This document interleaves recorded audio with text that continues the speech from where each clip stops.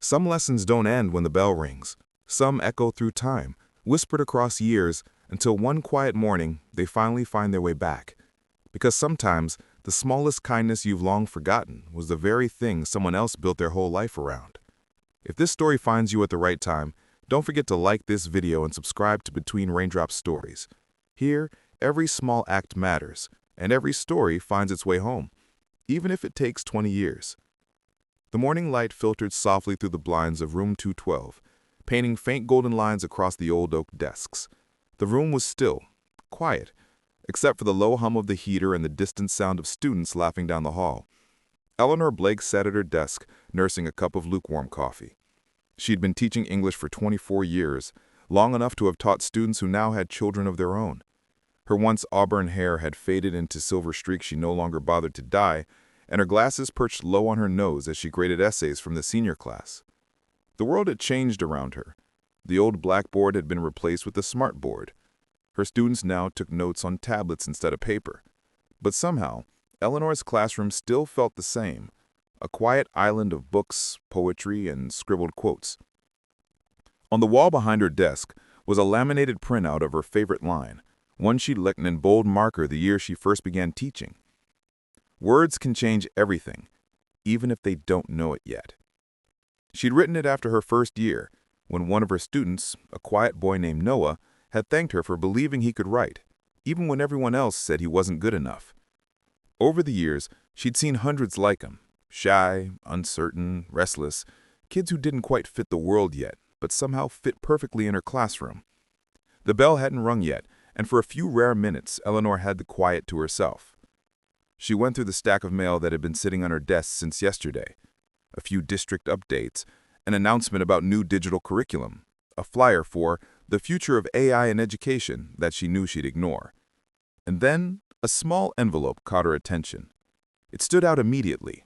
Not the usual printed labels or slick administrative logos, just a simple cream envelope, handwritten in blue ink. Her name was written across it carefully, Miss Eleanor Blake. No return address, no school stamp. Just that name and something strangely familiar about the handwriting. Eleanor turned it over in her hands. It had been years since anyone had written her a real letter. Even parents sent emails now. Even thank you notes came as PDFs. For a moment, she considered setting it aside, but curiosity, and something deeper, made her reach for the small letter opener she kept in her desk drawer. She slid it under the seal and unfolded the paper inside.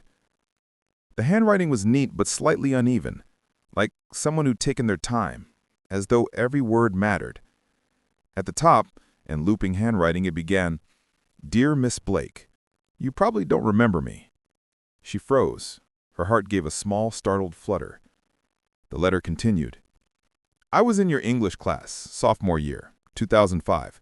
I sat in the second row by the window, the one you always kept cracked open, even when the cold came in. You said the air helped stories breathe." Eleanor smiled faintly. She remembered saying that. She'd said it 100 times to 100 students, but this one remembered.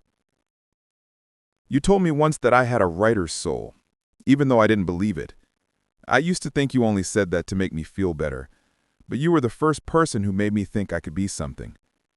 Her hand trembled slightly. She leaned back in her chair, the sound of distant chatter from the hallway fading. "That year was bad. My dad had just left. My mom was trying her best, but we barely spoke anymore. I used to stay late after class just so I didn't have to go home right away. And one afternoon, I had decided I wasn't coming back. Not to school, not anywhere." Eleanor felt her chest tighten. She read slower now, afraid to miss a word. "But that day you stopped me. You didn't even realize it. You asked me to help you carry a box of books to your car. You said something like, 'You have a lot to say, Caleb. You just haven't found the right pages yet.' I remember because you said my name like it mattered." Her hand trembled slightly. She leaned back in her chair, the sound of distant chatter from the hallway fading. Caleb.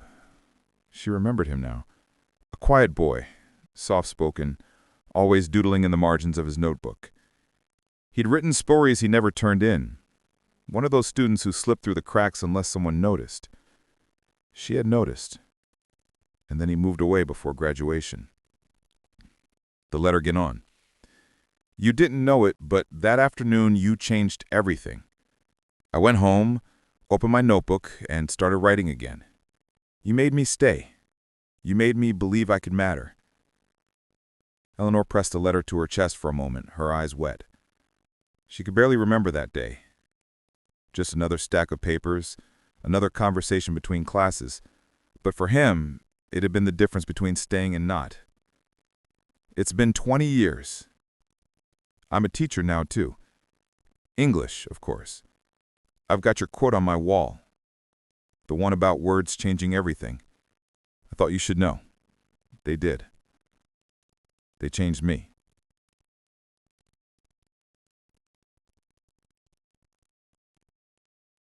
The next morning, room 212 felt different. It wasn't anything anyone could see. The desks were the same, the walls unchanged. But for Eleanor Blake, something had quietly shifted. For the first time in years, she'd arrived early, before even the janitor.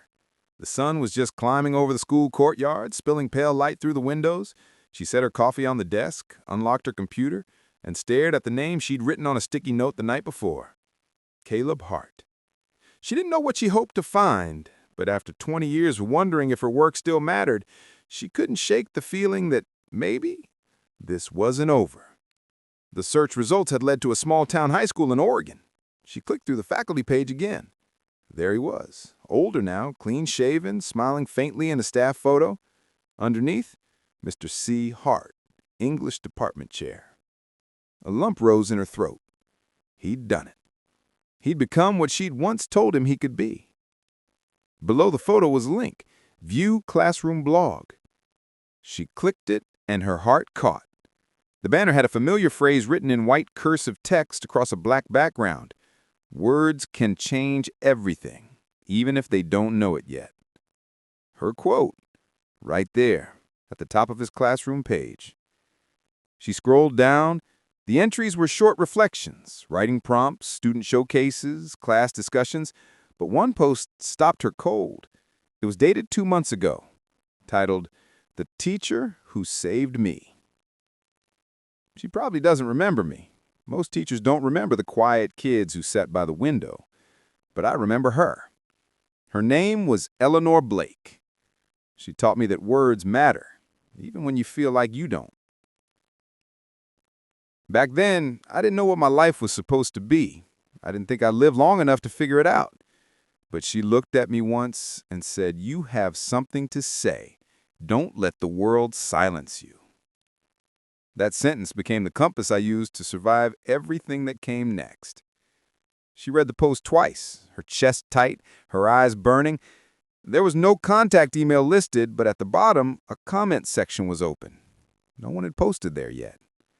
Her fingers hovered over the keyboard. For a moment, she hesitated, unsure if she should write at all. 20 years was a long time. What if it was intrusive? What if he didn't really want her to reach out? But then she remembered something she'd said to her students dozens of times. Silence is still a kind of answer. She began to type. "Dear Caleb Hart, you once sat by the window in my sophomore class, and I did remember you. I always wondered where life took you. Reading your letter in this post reminded me why I started teaching in the first place. You made me believe that words can travel farther than we ever expect." She paused, wiped her eyes, and finished softly. "Thank you for finding me, Ms. Blake." She hit post, and for a long moment she just sat there staring at the glowing screen. It felt strange, surreal, like she'd sent a message out into time itself.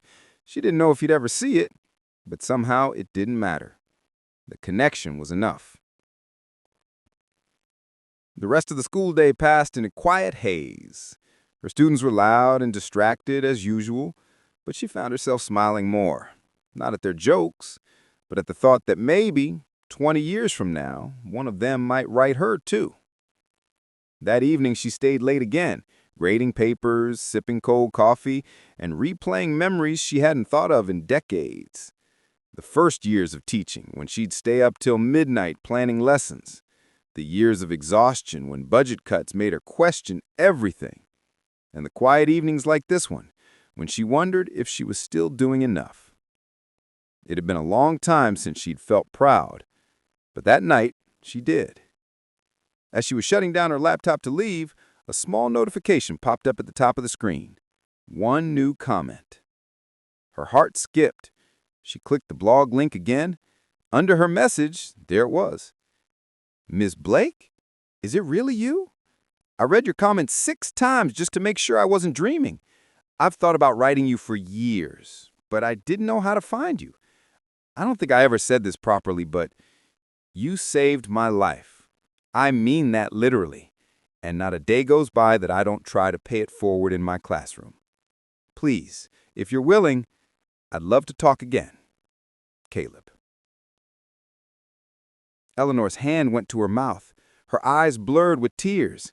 For a long time, she just sat there, the hum of the school lights above her, the empty desks below, and this unexpected voice from the past glowing on her screen. It was strange, she thought, how the world had become smaller and louder at the same time. People sent messages in seconds now, but this one, this letter that had taken 20 years to arrive, it felt heavier, more real than anything digital could ever be. 2 days later, she opened her laptop again before class. A new email notification blinked at the top of her inbox. From caleb.hart.lincolnvalley.edu. Subject, it's been a long time. She opened it slowly. Ms. Blake, I can't believe I'm writing this. I'd love to see you again, if you're ever up for a road trip. Our school's hosting a creative writing fair next month. We're dedicating it to the teachers who inspired us. You're the reason I became one. It would mean everything if you came. She stared at the message, her hands trembling. Her reflection shimmered faintly in the laptop screen. A tired woman who'd spent half her life giving pieces of herself to students who'd moved on, never knowing if it mattered. And now, one of them was calling her back, not for a grade, not for advice, but to say thank you. She sat back, her heart full and heavy all at once. Then she whispered the words aloud just to hear them. Maybe it's time for one more lesson. That weekend, she began to pack. Not much, just a suitcase, her favorite cardigan, and an old yellowed notebook filled with lesson plans from the early 2000s. The first one she ever wrote was still tucked inside, underlined in red pen. Lesson 1. Why Stories Matter. She smiled softly, because now she finally had proof that they did. The road stretched endlessly before her, a ribbon of highway bathed in early morning light. Eleanor hadn't driven this far in years. She used to take road trips every summer, chasing book fairs in quiet towns with secondhand shops. But lately her world had shrunk to the 4 walls of room 212, the sound of bells and the rhythm of teenage voices rising and falling like tides. Now, with her coffee cup in the holder and her old GPS murmuring directions, she was doing something she hadn't done in a long time, following a feeling instead of a schedule. It was almost 8 hours to Oregon. She stopped twice, once for gas, once for an old diner that still served coffee in chipped mugs. The waitress there couldn't have been more than 20, her hair tied up, tired eyes behind a polite smile. When Eleanor left a small tip and a note, "You're doing great, keep going," the girl blinked, surprised, then smiled back with quiet gratitude. It reminded Eleanor of herself, of all the small moments that had built her years, all the times someone might have needed a few kind words and never got them, all the ones she did manage to give. Maybe that's what teaching was, she thought, a long road of moments you never get to see the destination of, until, once in a while, one writes back. By the time she reached Lincoln Valley High, the late afternoon sun was beginning to fade into gold. The parking lot was full, families, students, staff, and a banner stretched across the entrance. Creative Writing Showcase, dedicated to the teachers who inspire us. She parked, smoothed her cardigan, and for the first time in years, felt nervous walking into a school. Inside, the halls buzzed with energy. Art displays, essay boards, smiling faces everywhere. Eleanor felt invisible and seen all at once. Then she noticed a sign taped to a classroom door at the end of the hall. Mr. Hart, English Department. Her breath caught. She followed the sound of voices and laughter. And there he was. He was standing by a table, taller now, his hair peppered with gray at the temples, but that same gentle spark in his eyes. He was helping a student hang up a poster, the words "Creative Writing Story Contest Winners" written in bold. And on the back wall, in big black letters, was her quote, "Words can change everything, even if they don't know it yet." Eleanor froze in the doorway, her heart pounding. He turned mid-conversation and stopped. Their eyes met. For a long second, the room faded. The noise, the chatter, the 20 years between them, all gone. He blinked once, then smiled. It was soft, uncertain, full of everything words couldn't quite carry. "Miss Blake." Eleanor swallowed hard, smiling through tears she didn't try to hide. "Hello, Caleb." The students looked between them, confused, whispering. But Caleb just walked forward, slow at first, as if afraid the moment might vanish if he moved too quickly. When he finally reached her, he didn't speak. He simply took her hands and said, almost in a whisper, "I didn't think I'd ever get to thank you in person." Eleanor smiled. "I didn't think I'd ever need to be." He laughed softly, his voice thick with emotion.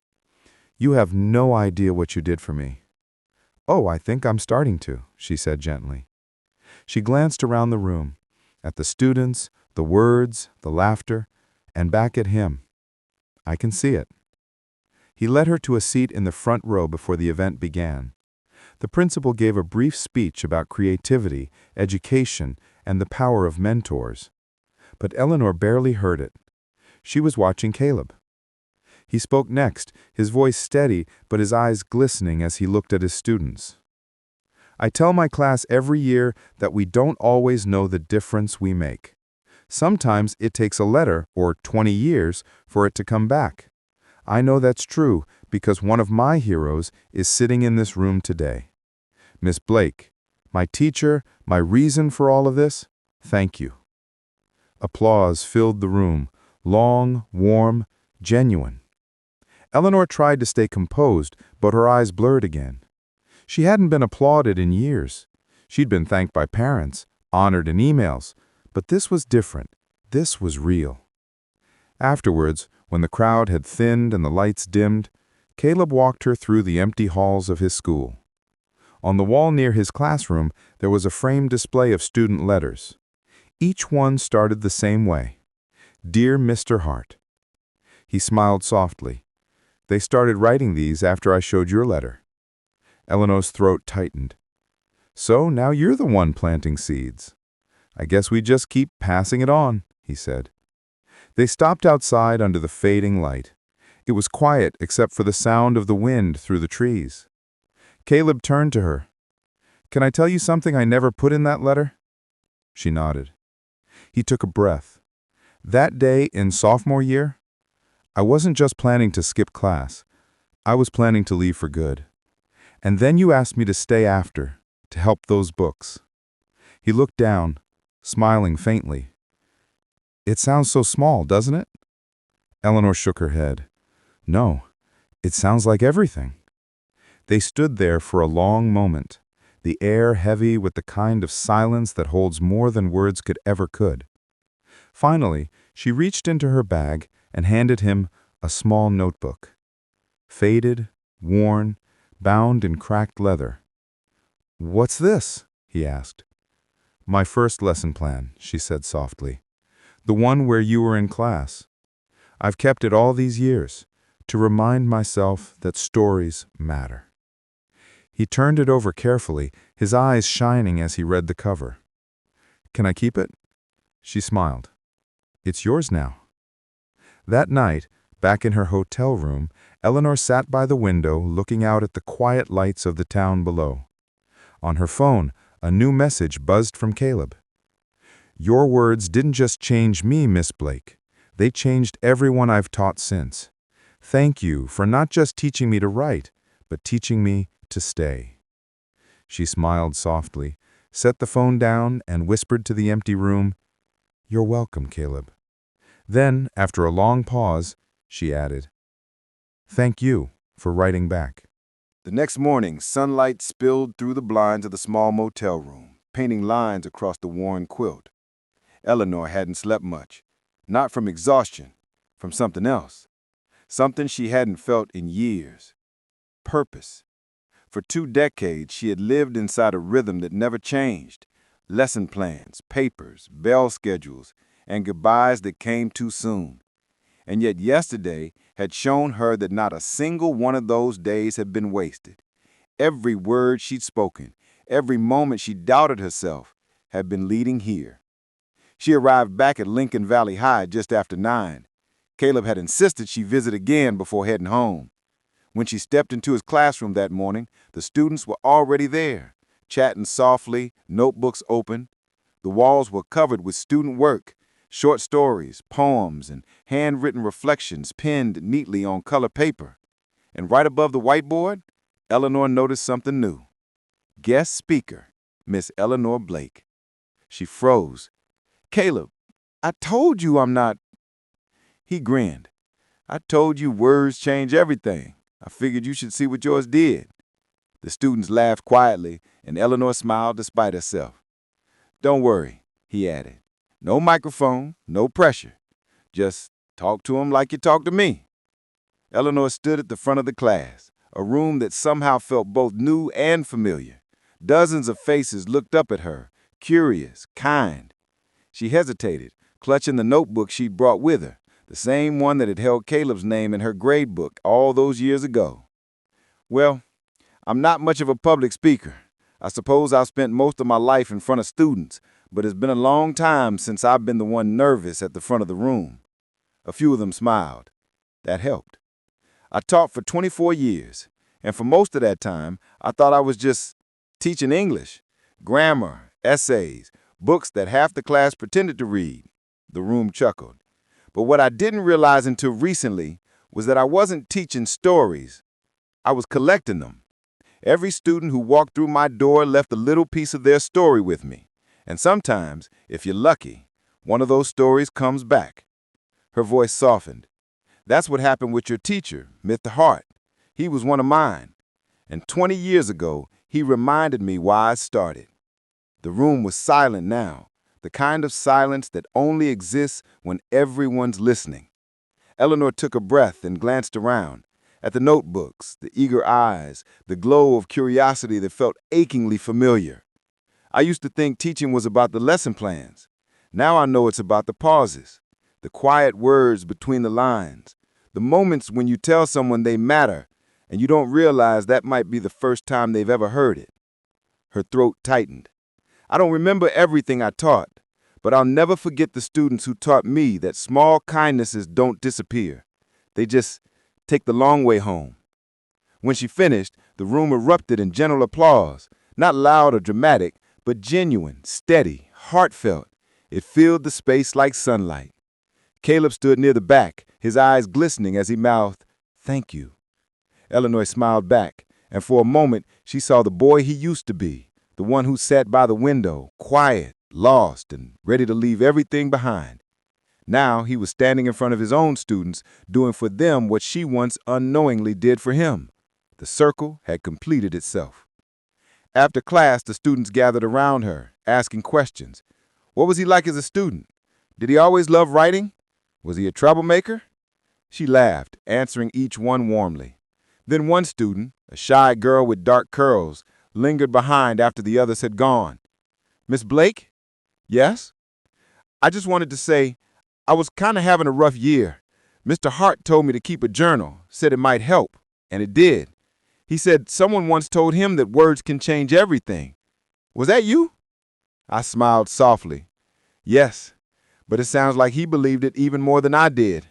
The girl smiled shyly. Then I guess you changed both of us.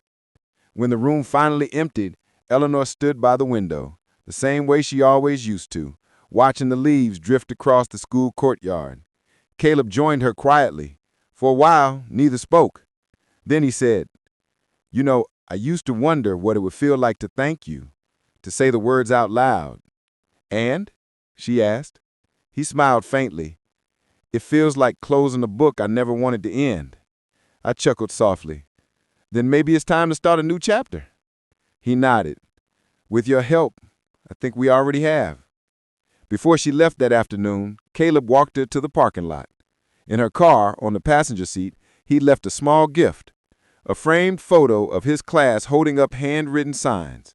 Together, they spelled out her quote, "Words can change everything, even if they don't know it yet." At the bottom, Caleb had written, "For Miss Eleanor Blake, the teacher who reminded us that the right words never fade. They just wait to be heard again." Eleanor traced the edge of the frame with trembling fingers. Her heart was full in a way she couldn't name, somewhere between pride, relief, and peace. She looked up through the windshield, the sunlight glinting through the trees, and whispered to herself, "So this is what it looks like when time says thank you." Then she started the engine and drove home, not just to a house, but to a version of herself she thought she'd lost somewhere along the way. The years moved quietly after that. The world kept changing. New technology, new generations, new names on the school rosters that no longer included hers. After the trip to Oregon, Eleanor Blake had finally retired. She'd packed up room 212 one last time, folding away lesson plans and decades of memories into neat cardboard boxes. On her final day, she'd stood by the window, the same window Caleb once sat beside, and whispered a small goodbye to the empty desks. For the first few months of retirement, she wasn't sure what to do with herself. The silence of her house felt too still, the mornings too slow without the rush of bells and laughter. But over time, she found new rhythms. She started reading again, not for work, but for joy. She volunteered twice a week at the town library, helping children find their first favorite books. Sometimes she'd think of Caleb, the boy who stayed, the teacher he became, the reminder that her words had mattered. And sometimes, on quiet evenings, she'd look at the framed photo he'd given her, his students holding up her quote, and feel that warm ache of a life that had finally made sense. It was a rainy afternoon, the kind that made the whole world smell like old books and wet earth, when the second letter arrived. Her mail had been light that week, a grocery flyer, a utility bill, a charity envelope. And then, tucked at the bottom of the pile, another cream-colored envelope. She smiled immediately. Different handwriting this time, younger, but something about it felt familiar. She tore it open gently, the same way she had 20 years earlier. Inside was a single sheet of paper, written in blue ink. "Dear Miss Blake, you don't know me, but my teacher, Mr. Hart, told me about you. He said you were the reason he became a teacher, and that you taught him the most important lesson he ever learned, that words can change everything. I just wanted to let you know, he taught me that too." Eleanor's breath caught. She kept reading, her heart swelling with every word. "This year was hard for me.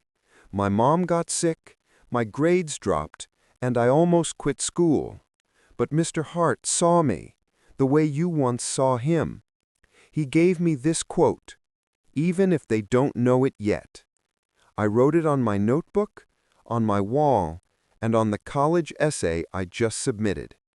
He told me that you wrote those words, so I wanted to say thank you for saving my teacher, and in a way, for saving me too.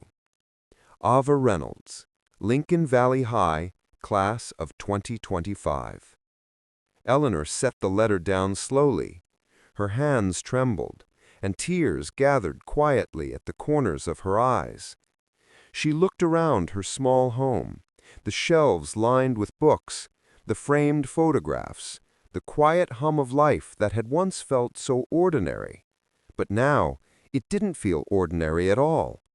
Somewhere out there, a student she'd never met was carrying her words forward. Her handwriting had faded, her classroom had changed, but her voice, through Caleb, through Ava, was still out there, alive in the world. Later that evening, she sat at her old desk and pulled out her stationery. Her hands moved slowly, but with purpose. She began to write. Dear Ava, thank you for your letter. You made this old teacher cry in the best way possible. I once told a young man that words can change everything, even if they don't know it yet. He proved me right. And now you've proved it again. Don't ever stop writing. Don't ever stop believing that you have something to say. Because somewhere, 20 years from now, someone might need your words the way Caleb once needed mine. Miss Blake. She sealed the letter carefully, her smile quiet but full. Outside, the rain had slowed to a drizzle, and the last of the evening light glowed softly against the window pane. Eleanor stood, walked over to the framed quote on her wall, and whispered to herself, even if they don't know it yet, they always come back. That night, she dreamed of her old classroom, the smell of chalk, the hum of the heater, the sound of laughter echoing through the halls. And somewhere in that dream, she saw a boy by the window again, older now, smiling, and beside him, a young girl writing in her notebook. Their words floated softly into the air, carrying forward, unseen but eternal. Because some lessons aren't meant to end.